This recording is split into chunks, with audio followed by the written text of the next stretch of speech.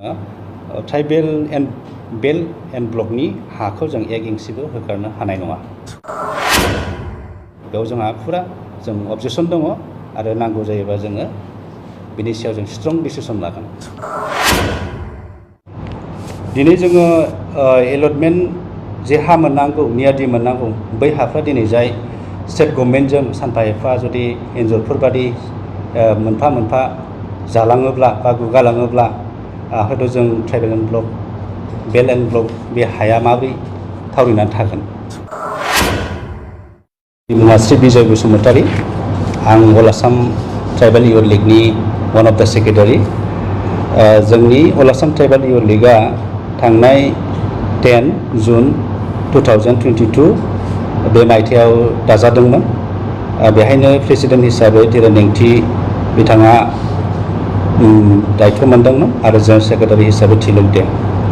जा जोङो अल Assam tribal youth लीगआ माखासे जों बिटिआर हालामनि जेनाखि हाफोर हा-हु बिसोर गासिबो गभर्नमेन्टआ स्टेट गभर्नमेन्टआ लेन्ड अफ बेंकआव लांनायनि षड्यन्त्र खालामबाय। दा बेखायनो जोङो बहुद साननो गोनां बाथ्रा जे बिटिआर हालामनि जे हा-हु ट्राइबेलफोरनो जि मोनथाय मोननांगौ दङ बे दिनै जाय सानफा एफानो गिसि खालामनो हमबाय।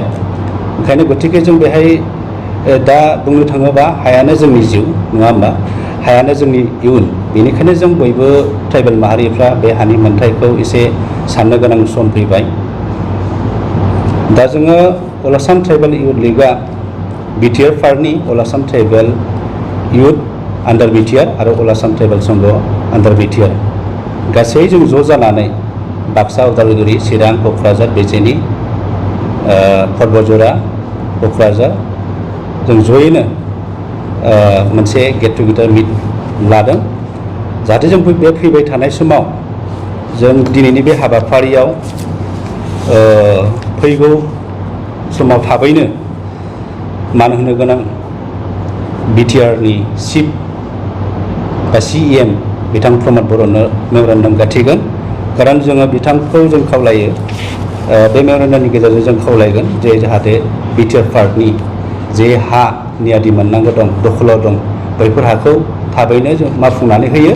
खारन दिनै जोङो एलटमेन्ट जे हा मोननांगौ नियादि मोननांगौ बै हाफ्रा दिनै जाय स्टेट गभर्नमेन्टजों सानफा एफा जुदि एन्जरफोर बादि मोनफा मोनफा जालाङोब्ला बा गुगालाङोब्ला हयथ' जों tribal and block belt and block बे हाया माबोरै थावरिनानै थागोन।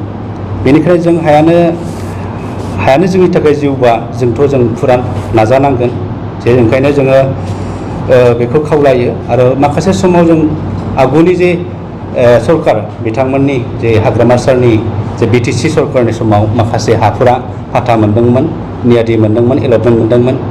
थिग जोङो दिनै जों अल आसाम ट्राइबेल युथ लीगआ जों बे हानि मोनथायखौ दाबि खालामो आरो जों साफ्रोम जोंनि बिटिआरनि बा अल आसामनि ट्राइबेल माहारिफोरखौ जों गुरैयै खावलायो जाहाथे जोंनि मोनथायनि थाखाय जोङो एसेब्लाबो होस्रिखावनांसिगोन आरो जोंनि जिनोखि सम बे समा उननि जे पर्यायाव भबिष्यतआव फिउचाराव इन फिउचाराव बहुद जेंनाखौ नुहुरदों।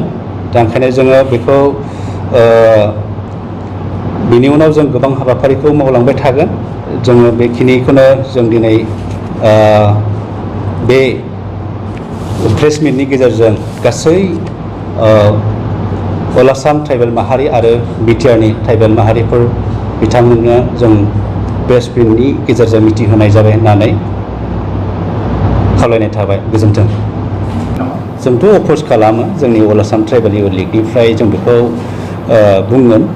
खारन जाहैबाय बे जानो हाथावथ' नंखाया एक्सुवेलि दा जोंनिया जिहेतु गभर्नमेन्टजोंनो जोंहा दा BTC काउन्सिल दंखायो।